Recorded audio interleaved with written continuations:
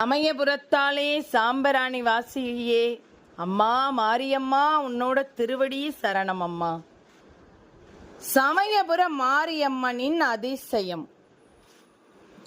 சமயபுர மாரியம்மன் கோவிலில் கட்டுக்கடங்காத கூட்டம் இருந்தது. அன்று முகூர்த்த நாள் வேறு.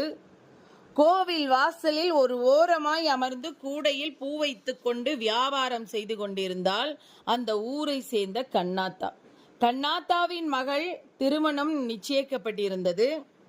இன்னும் அதற்கு 20 நாட்களே இருக்கின்றது. அவளுக்கு ஒரே கவலை, எப்படி தனது மகளின் திருமணம் நல்லபடியாக முடியுமா என்ற கவலை. காரணம், பேசப்பட்ட நகையில் இன்னும் 2 பவுன் வாங்க முடியவில்லை. 2 பவுனுக்கு எப்படியும் 45,000 வேண்டும். வாயை கைட்டு வயிற்றை கட்டி ஓரளவுக்கு மற்ற ஏற்பாடுகளை எல்லாம் செய்துவிட்டால் 2 பவுனுக்காக கல்யாணம் நின்று விடுமோ என்று கலங்கி கொண்டே பூ கட்டி கொண்டிருந்தாள்.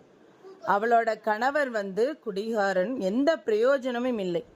சின்ன நிலம் இருந்ததை விற்று வரும் பணத்தில் 2 பவுனை வாங்கிவிடலாம் என்று இருந்தவளுக்கு அது நடக்காமல் போகவே ஒரே கலக்கம். அம்மா மாரியாத்தா, தாயி, நான் என்ன பண்ணுவேன்? நீ தாண்டி எனக்கு ஒரு வழி காட்டணும். இல்லாட்டி நானும் என் மவளும் சாகிறத தவிர வேறு வழி இல்லை. இப்படி கண்ணாத்தா மனசுல நினைச்சிட்டு, என்ன கைவிட்டுறாத ஆத்தா அப்படின்னு மனமுருகி வேண்டி கண்ணீர் வரியுது அவளுக்கு. கோவில் வாசலில் நின்ற காரில் இருந்து இறங்கிய 2 பெண்களும் 2 ஆண்களும் கண்ணாத்தாவின் பக்கத்தில் இருந்த பூக்கார பெண்ணிடம் ஒரு பெரிய பந்து பூ வாங்கி, கண்ணாத்தா கிட்ட வாங்கல, அவ பக்கத்துல இருக்கிறவங்க கிட்ட ஒரு பெரிய பந்து பூ வாங்குறார்.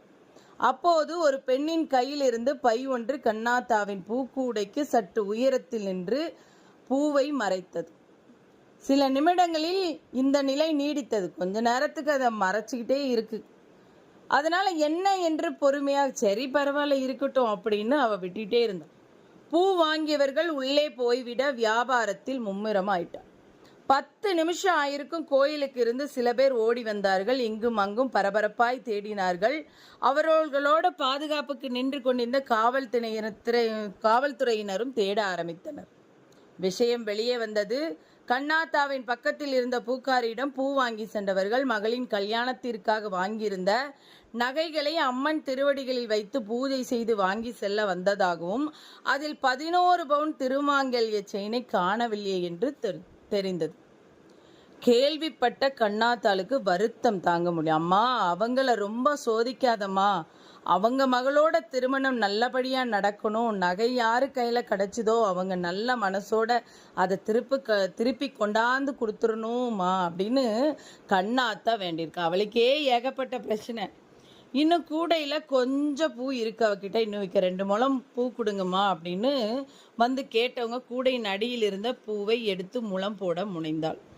அப்படி 2 பேர் 2 முழம் பூ கொடுமா அப்படின்னு கேட்டோன்னா அந்த பூவை எடுத்து அளந்துட்டு இருக்கு. கூடைக்குள் பளபளவென ஒரு தாலி செயின் மின்னிட்டு இருக்கு. பேரதிர்ச்சி அடைந்த கண்ணாத்தா அதை கையில் எடுத்து, தாயி தாயி மாரியாத்தா என்று கத்தி கொண்டு கோவிலின் உள்ளே சென்னார்.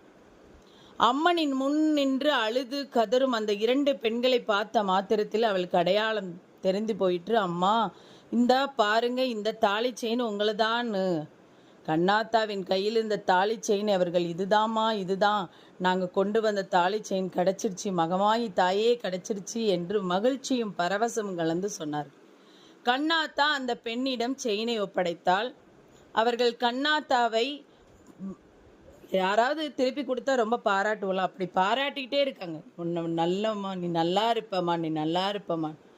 அந்த பெண்களில் வந்திருந்த ஒருவர் கண்ணாத்தாளை தன் கழுத்தில் போட்டிருந்த 3 பவுன் செயினை கழட்டி கண்ணாத்தாவிடம் கொடுத்தார். எங்களுக்கு ஆண்டவன் நிறைய கொடுத்துருக்கான் தாயி, இதை வச்சிக்க. உன்ன மாதிரி நல்ல மனசுள்ளவங்க இருக்கிறதுனால தான் ஊரில் மழையே பெய்யுதுன்னு அதில் கூட வந்தவங்க ஒருத்தங்க தன்னோட 3 பவுன் செயினை எடுத்து கண்ணாத்தா கழுத்தில் போடுறாங்க. வேண்டான்னு கண்ணாத்தா எப்படியோ பலமுறை மறுத்து அவங்க கேட்கவே இல்லை. தன் கண்ணெதிரே நடப்பதையெல்லாம் புன்சிரிப்போடு பார்த்து கொண்டிருந்தால் அந்த சமயபுரத்து நாய், அந்த 1000 கண்ணுடைய கண்ணாத்தாவின் பூக்குடையில் தாலியை விளைச்செஞ்சதும் அவதான். தன்னையே நம்பியிருக்கும் அவ்வளவு தேவையான 2 பவுனுக்கு மேலா 1 பவுன் கிடக்க செய்தலும் அவதானே. அகிலத்தையும் அனைத்து ஜீவராசிகளையும் அரவணைத்து காத்து அருள்மலை பொழியும் சமயபுரத்தாளை நினைத்தா கண்ணாத்தால கண்களில் நீர் வழிந்து கொண்டே இருக்கிறது. 1000 முறை கோடி முறை அவ அப்படியே நின்று அம்மான்னு கூப்பிட்டு வணங்கிக்கிட்டே அதில் நின்று நன்றி